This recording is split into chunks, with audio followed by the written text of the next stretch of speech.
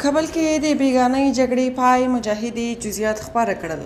د کابل په شمالي سنډه 315 سیمه کې بیګانۍ جګړه له څو ساعته دوام وروسته د شپې ناوخته پای ته ورسېده.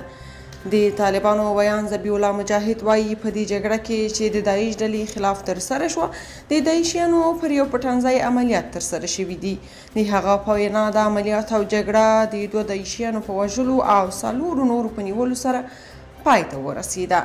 د هغه د معلوماتو له مخې په دې عملیاتو کې ګڼ چاودېدونکي توکي او نور تخریبي وسایل له منځه وړل شوي. مجاهد زیاتوي دغه جنایتکارانو په کابل کې د تخریبي اعمالو اراده درلوده چې په نطفه کې خنثی شول.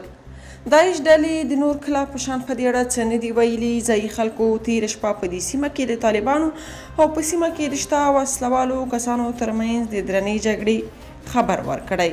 دا په داسې حال کې ده چې طالبانو بیا د داعش ډلې د ځپلو او له منځه وړلو خبره کړې ده.